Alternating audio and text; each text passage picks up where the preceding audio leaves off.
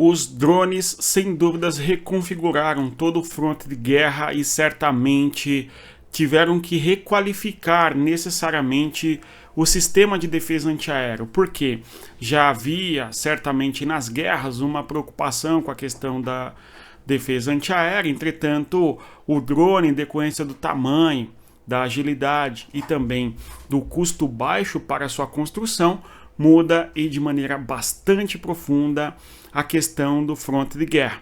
A gente tem e assiste a uma significativa operação de tanques blindados usados na guerra do Armênia e do Azerbaijão em 2020, e naquele contexto ali fica bastante evidente para nós que muitas vezes uma coluna significativa de blindados pode ser barrada no seu avanço apenas com alguns drones. E na guerra entre Rússia e Ucrânia a gente tem uma busca por uma sofisticação considerável dos drones, e a novidade que nós podemos observar é o governo da Ucrânia afirmando que está desenvolvendo um drone de capacidade própria, de produção própria, chamado de Peklo.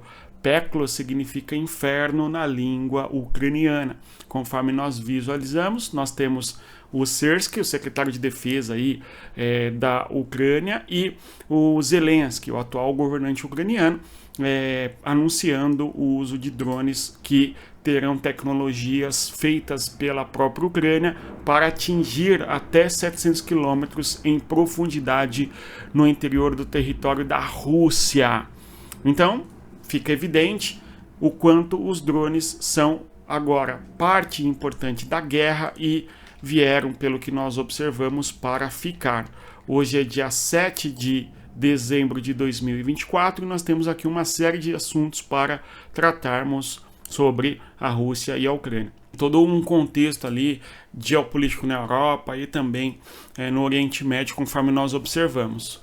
Pessoal, antes eu vou, claro, pedir a você que deixe o like, se inscreva no canal se os vídeos aqui ajudam a compreender a questão da geopolítica. E antes de nós avançarmos, eu gostaria de chamar a atenção para um assunto que foi tratado aqui ontem envolvendo Anna Tsiviliova, que é a vice-ministra da Defesa. É um cargo importante dentro da estrutura burocrática da Rússia. Certamente mais importante do que de muitas pessoas que ficam escrevendo aí pelo mundo, que sequer a língua portuguesa conhecem. Bem, eu havia mencionado com vocês de que 48 mil soldados russos haviam sido mortos em decorrência da informação que traz para nós a vice-ministra aí da Rússia, conforme nós mencionamos, de defesa, vice-ministra de defesa, né? E na verdade não são soldados que foram abatidos, conforme eu havia mencionado. São soldados que estão, no caso, desaparecidos, e a coleta de material genético junto a familiares na Rússia, buscando parecer de tais soldados russos, enfim. Estes soldados podem aparecer vivos ou mortos, evidentemente, tá certo? Não necessariamente foram abatidos. Podem ter, inclusive, alguns deles desertado, evidentemente, não é? Mas o fato é que é um número bem expressivo, e alguns até disseram, não, mas foi uma bomba nuclear que jogaram no front e aí eventualmente morreram 48 mil soldados. Não, os desaparecidos, Lazarento, é um número expressivo que ocorre desde 2022. Então, quando começa a guerra, nós temos ali as forças políticas russas, a burocracia, coletando informações e buscando paradeiro aí dessas pessoas, conforme a gente tem a informação, tá bom? Então, não abatidos, mas desaparecidos faz diferença, eu concordo. Entretanto, as chances de soldados que estão desaparecidos na guerra voltarem eventualmente com vida é um pouco mais difícil, tudo bem? Mas de qualquer maneira vamos acompanhar. Nós temos aqui no dia de hoje vários temas, conforme nós mencionávamos. Um deles é o ataque da Ucrânia na região da Ponte da Crimeia. No caso, o ataque houve na região do Mar Negro, nós falamos sobre aqui tal assunto ontem, e no caso não é na ponte, tanto é que nós não temos nenhum abalo na infraestrutura da ponte e tal, mas sim em depósitos de gás, tá? Na região próxima ao a ponte da Crimeia, enfim. E aquela coisa importante, eu sempre trago com vocês aqui as informações e digo, vamos acompanhar, vamos entender como realmente isto é ou não é, verdade, assim por diante, tá bom? E avançando, nós temos o Trump e o Zelensky que podem se encontrar em Paris, justamente no contexto aí da reinauguração da Catedral Notre Dame, tudo bem? Então, haverá a possibilidade do encontro entre Donald Trump e não somente o Zelensky, mas, claro, o atual presidente da França, que é Emmanuel Macron. Não está certo ainda se haverá uma reunião entre eles, se haverá de fato esse encontro, mas existem muitas discussões nesse sentido. E, claro, seria algo muito importante para que Trump e Zelensky, o Zelensky, conforme nós sabemos, quer um contato direto com a administração Trump, mas não com os intermediários, mas sim direto com o próprio Donald Trump, por conta de que há muitos intermediários no meio do caminho que parte deles não são favoráveis ao apoio que os Estados Unidos dão à Ucrânia, conforme nós sabemos em parte do governo do Trump que ele está montando, enfim, tá? Mas de qualquer maneira, vamos acompanhar se haverá essa reunião, se ela vai ser aberta, se ela vai ser parcialmente aberta, se haverá divulgações para a mídia, a imprensa de maneira geral, a respeito de ações a serem tomadas no contexto da guerra entre Rússia e Ucrânia, enfim. Outro assunto importante é o assunto que envolve aí o uso de drones e o caso da Ucrânia desenvolver drones de longo alcance. Vamos observar aqui um pouco as características. No caso, o nome do drone Peklo, é o chamado drone foguete.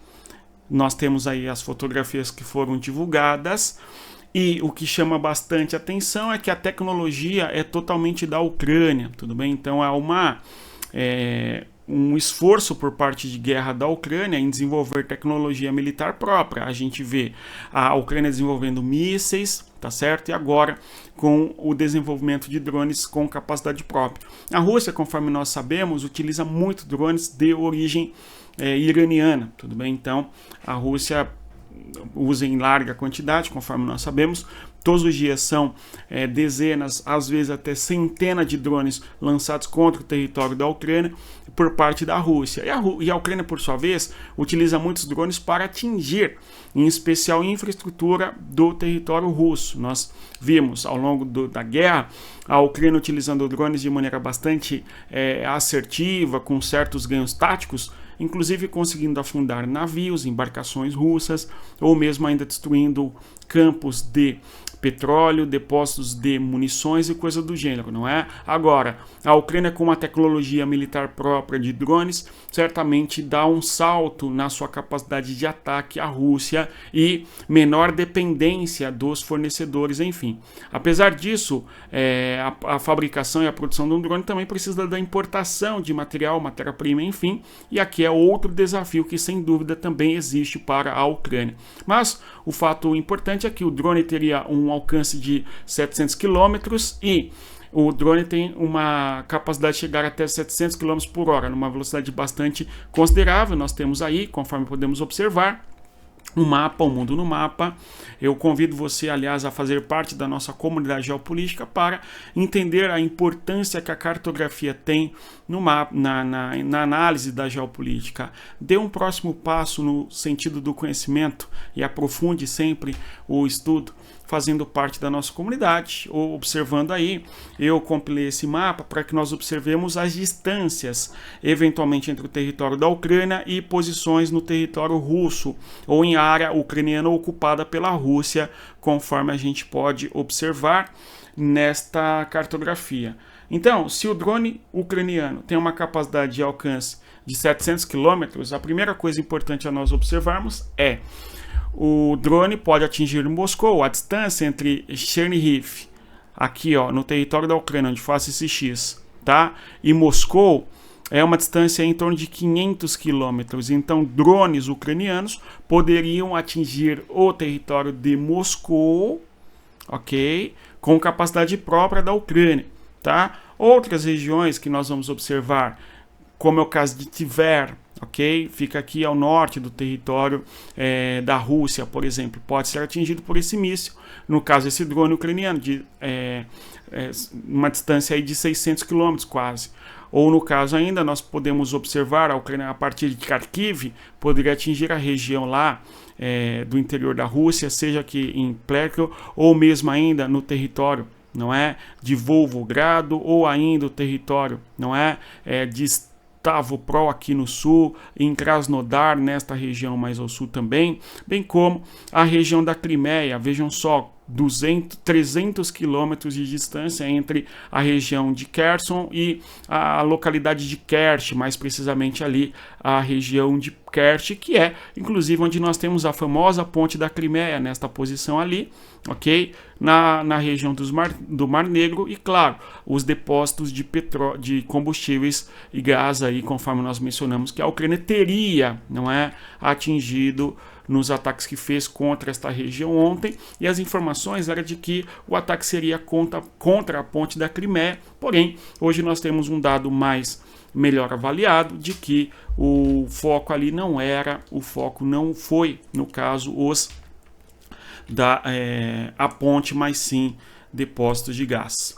Um outro assunto, o Zelensky divulga a informação de que os caças F-16 da Dinamarca chegaram à Ucrânia, tá? E que tais armas, no caso os caças, estão em operação ou entrarão em operação para a defesa do território ucraniano.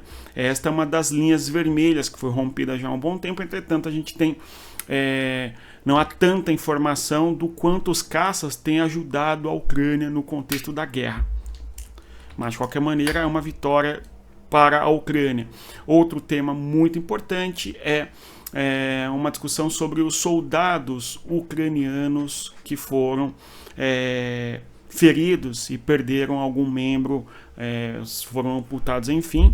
Aliás, a gente viu, nós comentamos aqui nessa semana ainda, o chanceler Olaf Scholz da Alemanha foi até a Ucrânia e na Ucrânia ele acabou visitando hospitais, e nos hospitais a gente viu as filmagens de 2 soldados, pelo menos ali, ucranianos, que estavam em situação bastante complicada, acamados, amputados, enfim, mesmo porque é o que eu chamei a atenção com vocês aqui, ó, da face negra da guerra, que é o quanto a face negra da guerra, o quanto a população tem a consequência física da guerra. Tudo bem? Então, soldados amputados significa necessidade de próteses. Quanto custa uma prótese? Não é?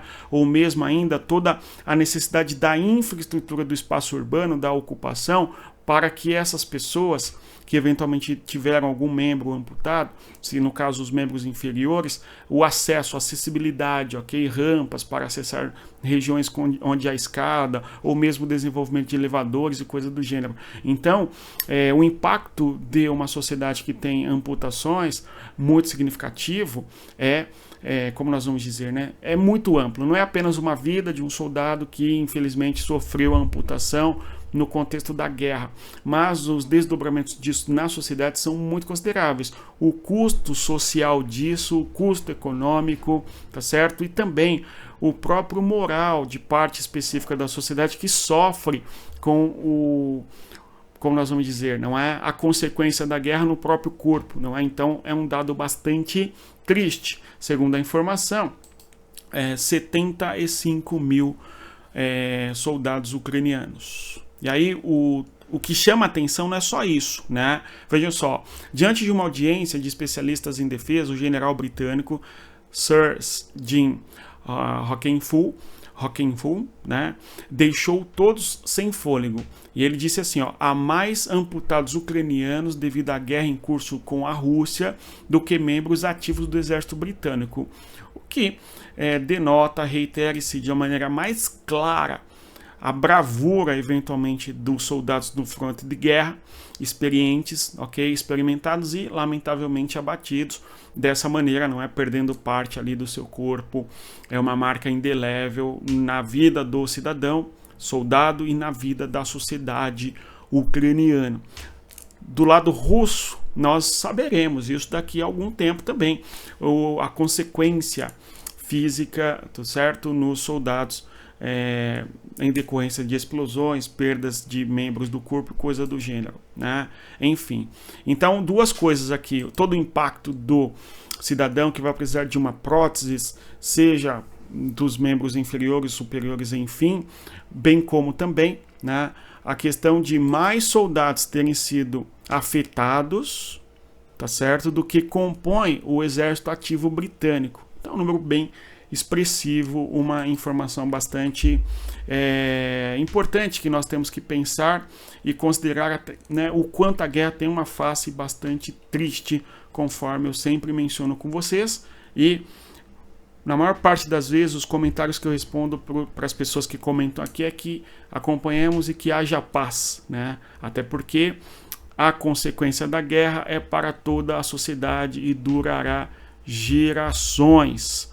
E isso é um impacto físico, visível, sem contar os impactos invisíveis, digamos assim, sentimento, depressão, dependência química, consequente alcoolismo. Muitas são as consequências da guerra.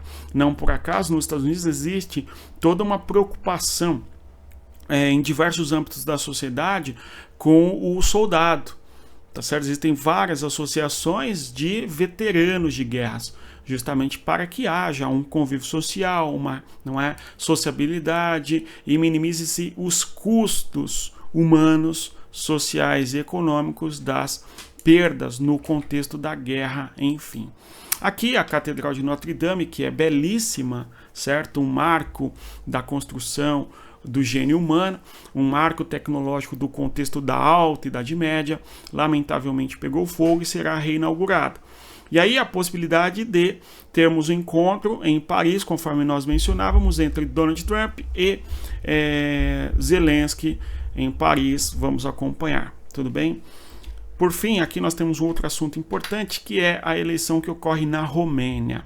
A Romênia é um país que teve eleições recentes, haveria o segundo turno amanhã, dia 8 de dezembro, tá, do corrente ano. Entretanto, as eleições foram suspensas.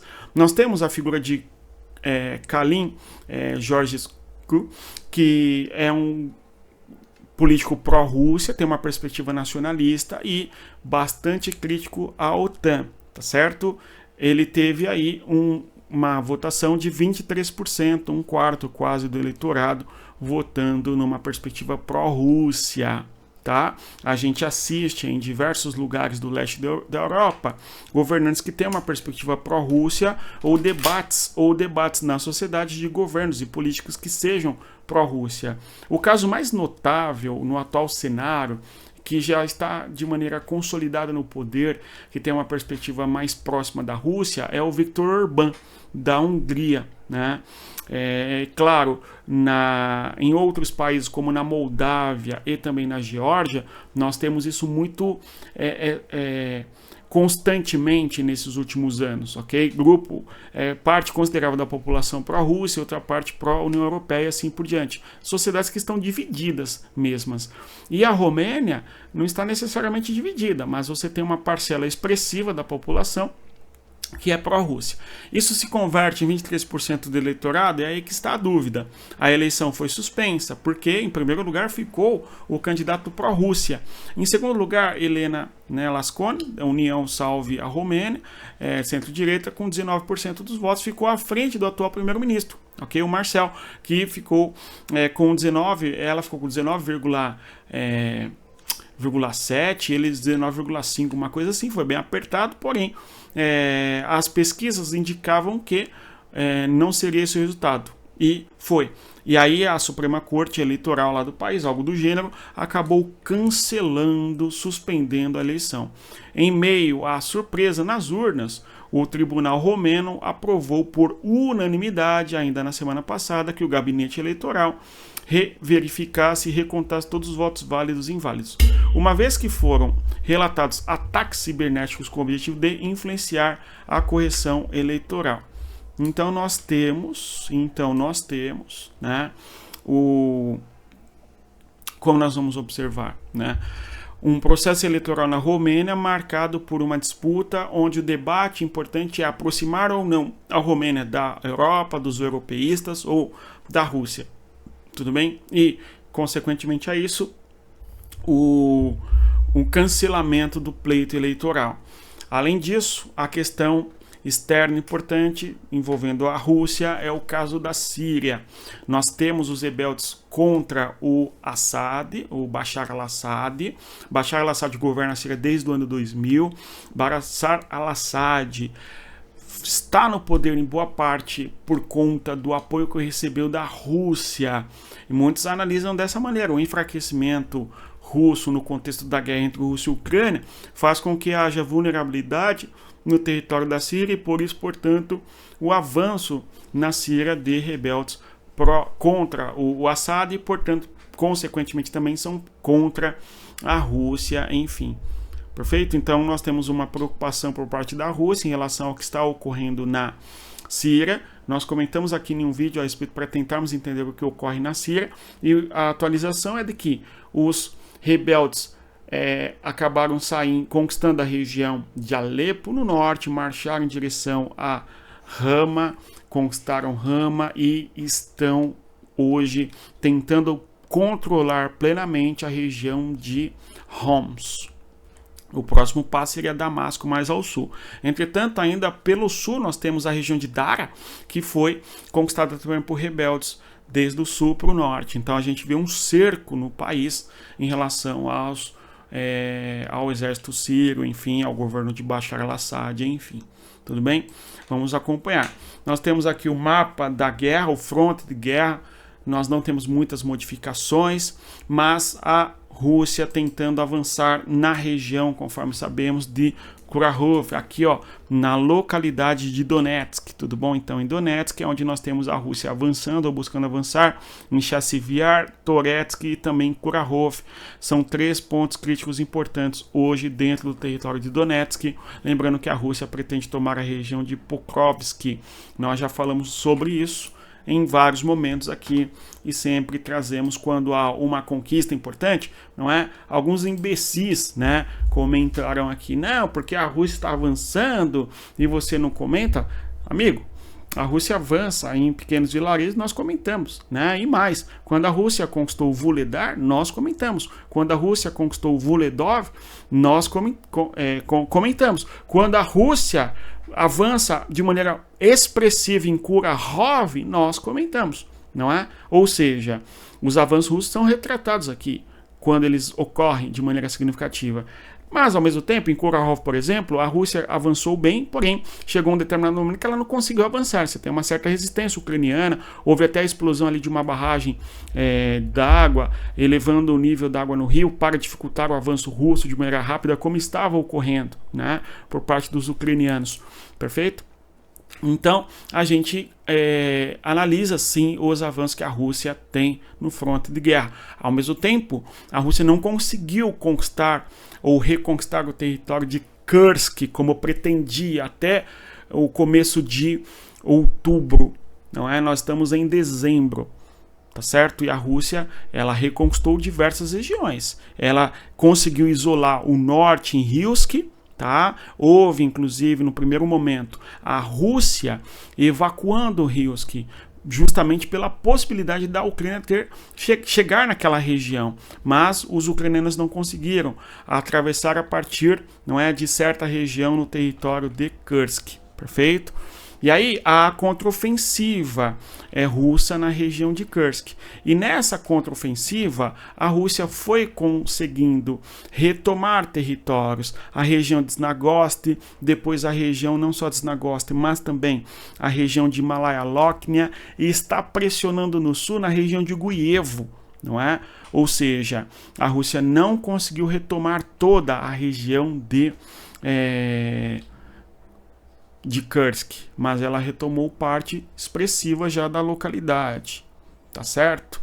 Então a gente analisa aqui, sim, o Lazarento, né, a respeito das conquistas russas no território e dos ataques que a Ucrânia faz no território russo, né? Enfim, vamos continuar acompanhando a guerra, vamos tentar, né, compreender o que está acontecendo e sempre ter no horizonte de que a paz é o melhor dos caminhos sempre. Agora, a respeito do uso de drones, a gente tem uma filmagem muito curiosa que é um drone Shahed sobrevoando o território ucraniano e nós temos um helicóptero indo em direção a este drone e fazendo ali, portanto, a defesa antiaérea. Eu vou colocar o vídeo aqui para que nós observemos e assistamos aí a operação muito curiosa do helicóptero para abater um drone de origem russa sobrevoando o território da Ucrânia. Vejamos.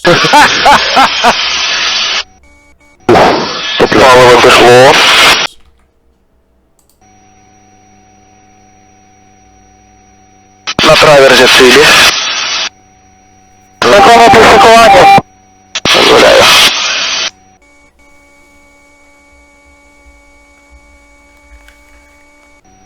Ух ты, какой большой. Так, вы меня наводите, она закрыла. Я не видел. Я помахал, привет, помахал, привет, блядь. Тихо, тихо, запись идет. Все нормально, идем. Махает, махает. Восьмерка догоняет. Ой, там решил лупануть, чтоб две легли. Рядом. Так, что? Чуть-чуть правее, пожалуйста. Да, правее идем. Виконуем.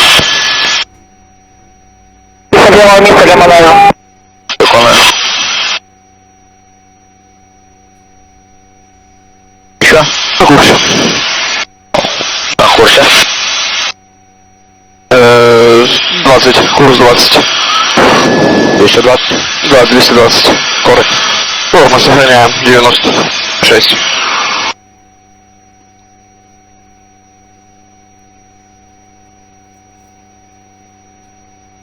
До 7-го дозвел назначения. Открою форточку. Не слышит. 20, прибыка готовности. Дозволяю. Дозволяю. Дозволяю. Battery low. Давай! В то же самое место. Топливо пришло.